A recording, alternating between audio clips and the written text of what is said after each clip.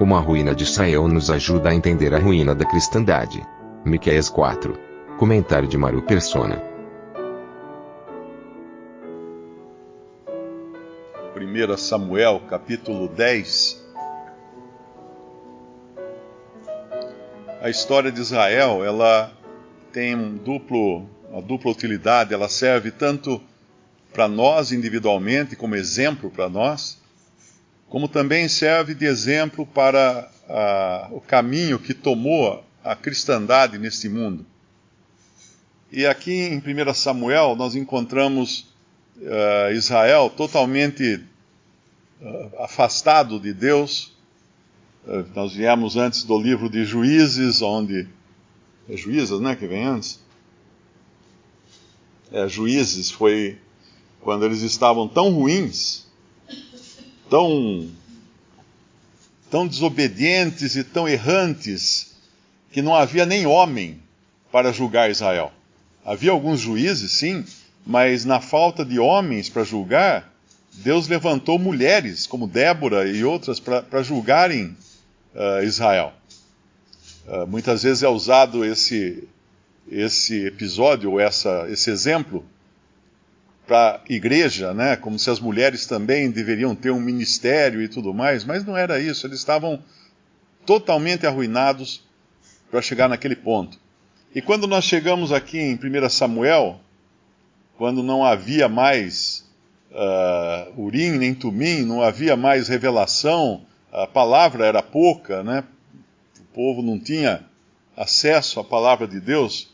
Esse Deus que queria ser Senhor sobre eles, fazer com que Israel fosse uma teocracia, não acontece porque o povo não quer. E no capítulo 10 de 1 Samuel, nós lemos aqui Samuel, no versículo 17, convocou, pois, Samuel o povo ao Senhor em Mispa, e disse aos filhos de Israel, assim disse o Senhor, Deus de Israel, eu fiz subir a Israel do Egito, e livrei-vos da mão dos egípcios e da mão de todos os reinos que vos oprimiam. Mas vós tendes rejeitado hoje a vosso Deus, que vos livrou de todos os vossos males e trabalhos, e lhe tendes dito, põe um rei sobre nós. Agora, pois, ponde-vos perante o Senhor pelas vossas tribos e pelos vossos milhares, fazendo, pois, chegar Samuel todas as tribos, tomou-se a tribo de Benjamim. E aí então ele vai escolher, no versículo 21, fazendo chegar a tribo de Benjamim pelas suas famílias, tomou-se a família de Matri, e dela se tomou Saul, filho de Quis, e o buscaram, porém não se achou. E aí ele vai procurar então por Saul, esse homem que era, no versículo 23, fala, pôs-se no meio do povo, e era mais alto do que todo o povo, desde o ombro para cima. Então aqui Samuel elege Saul como rei de Israel, um homem segundo o coração do homem, porque era o mais alto, o mais forte, o mais exteriormente preparado para reinar sobre Israel. Mas o resto da história a gente sabe que não era assim. Pelo contrário, era um homem totalmente fora dos caminhos do Senhor. E quando nós seguimos um pouco mais em 1 Samuel, no capítulo 13, eu acredito, sim. Capítulo 13, nós vemos Saul dar mostra da sua tolice, né, da sua falta de dependência do Senhor. Porque Samuel havia dito para ele esperar Samuel chegar, né, depois de uma certa batalha aqui. E quando Samuel chega, ele no versículo 10, então disse Saul, trazei-me aqui um holocausto e ofertas pacíficas, e ofereceu o holocausto. E sucedeu que, acabando ele de oferecer o holocausto, eis que Samuel chegou. E Saul lhe saiu ao encontro. Então disse Samuel, que fizeste? Disse Saul, porquanto via que o povo se espalhava de mim, e tu não vinhas nos dias aprazados, e os filisteus já se tinham juntado em Micmas, eu disse, agora descerão os filisteus sobre mim, e Gilgal, e ainda à face do Senhor não orei, e forcei-me e ofereci holocausto. Isso aqui seria mais ou menos assim, eu fui obrigado a oferecer holocausto. Mas ele é o rei, ninguém vai obrigar o rei. Então a gente vê por aqui quão quão inapto ele era para a tarefa. Então disse Samuel a Saul: agiste neciamente, não guardaste o mandamento que o Senhor teu Deus te ordenou, porque agora o Senhor teria confirmado o teu reino sobre Israel para sempre. Porém agora não subsistirá o teu reino, já tem buscado o Senhor para si um homem segundo o seu coração, o coração do Senhor, e já lhe tem ordenado o Senhor que seja chefe sobre o seu povo, porquanto não guardaste o que o Senhor te ordenou. Então a falha de Saul, a estultícia de Saul, fez com que Deus agisse. E Deus agiu como? Levantando um homem segundo o seu coração. Quem era esse homem? Davi, que é uma figura de Cristo.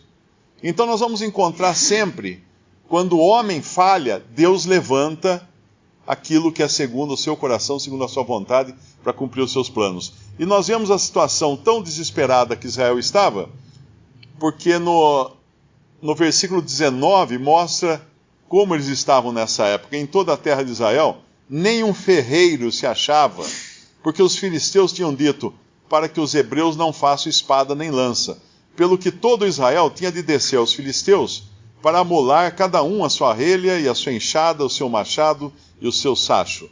Tinham, porém, limas adentadas para os seus sachos, e para as suas enxadas, e para as forquilhas de 3 dentes, e para os machados, e para consertar as aguilhadas. E sucedeu que no dia da peleja se não achou nem espada, nem lança na mão de todo o povo que estava com Saul e com Jonatas.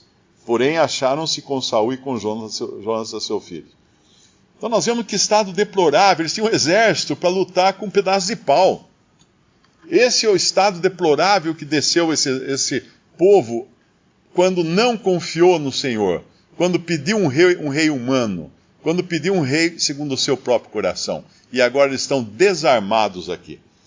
Se a gente vai lá para Joel, capítulo 3, nós vamos encontrar o povo com Deus agora prometendo libertar o povo. Mas então no versículo, depois de falar tudo que de mal ia acontecer com eles, no versículo 9 ele fala assim: proclamai isso entre as nações, santificai uma guerra, suscitai os valentes, cheguem-se, subam todos os homens de guerra, forjai espadas das vossas enxadas e lanças das vossas foices. Diga ao fraco, eu sou forte. Ajuntai-vos e vinde todos os povos em redor, congregai-vos ao Senhor, faze descer ali os seus fortes, movam-se as nações, subam ao vale de Josafá, porquanto ali me assentarei para julgar todas as nações. Lançai a foice, porque já está madura a seara, vinde, descei, porque o lagar está cheio, os vasos dos lagares transbordam, porquanto a sua malícia é grande. Aqui Deus nos fala de um ato de transformar enxadas em lanças, foices em lanças, né, e de enxadas transformar em espadas, para fazer guerra, porque seriam preciso armas aqui, e essa guerra precisa de armas, né? Mas nós vamos encontrar que eles estão aqui prestes a serem vencidos por esses grandes exércitos que vão chegar armados contra eles, para vencê-los, e aí a gente vai para Miqueias. No nosso capítulo 4. E o que vai acontecer nesse capítulo 4 de Miqueias? Todos aqueles armados que foram levantados contra Israel, eles serão desarmados, eles serão vencidos. Mas por quem? Pelo Senhor. O Senhor resolverá a batalha aqui no final. Aqui ele vai, no versículo 1, mas nos últimos dias acontecerá que o monte da casa do Senhor será estabelecido no cume dos montes, se elevará sobre os outeiros e concorrerão a ele os povos, e irão muitas nações e dirão, vinde, subamos ao monte do Senhor, a casa do Deus de Jacó. E no versículo 3 ele diz, e julgará muitos povos, e castigará poderosas nações, até muito longe. Que nações? Nações armadas. Nações que vão se levantar contra um remanescente fraco, débil de Israel. Porque nesse tempo aqui, eles já deixarão de ter confiado no homem. Porque não vai ter homem para confiar. Os únicos que confiarão no homem terão confiado no anticristo, terão recebido o anticristo como um homem poderoso, mas o remanescente de Israel não. Eles vão permanecer sofrendo, fiéis ao Senhor, e o Senhor então vai derrotar os seus inimigos. E aí nós vamos ver várias passagens nas Escrituras, passagens proféticas, dessa derrota que Deus vai trazer sobre os inimigos de Israel, não deixando nada. E aí o que acontece com eles então? Eles vão agora pegar no versículo 3, julgará entre muitos povos e castigará poderosas nações até de muito longe, e converterão as suas espadas em enxadas e as suas lanças em foices. Uma nação não levantará espada contra outra nação, nem aprenderá mais a guerra, mas assentar-se-á cada um debaixo da sua videira e debaixo da sua figueira, e não haverá quem os espante, porque a boca do Senhor dos Exércitos o disse. Aqui é Deus, então, quem vai destruir os inimigos. E mais, vai fazer com que eles transformem todas as armas usadas nas batalhas em instrumentos de agricultura.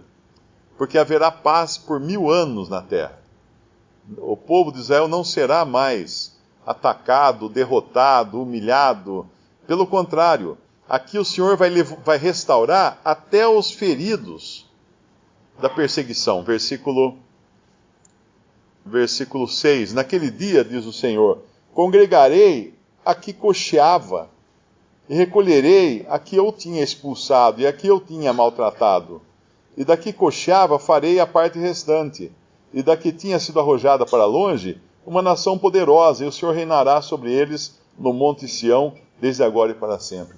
Essa é a maneira de Deus agir. Ele vai pegar os fracos, os feridos, os debilitados e transformá-los numa grande nação agora. E sempre foi assim, a maneira de Deus agir. Ele nunca buscou o forte, o confiante em si mesmo, mas ele sempre buscou o fraco. E nós sabemos que o Salvador do mundo é um fraco. É um que veio ao mundo e foi zombado, foi cuspido, foi batido, foi esmurrado, a sua barba foi arrancada, porque ele veio como um fraco.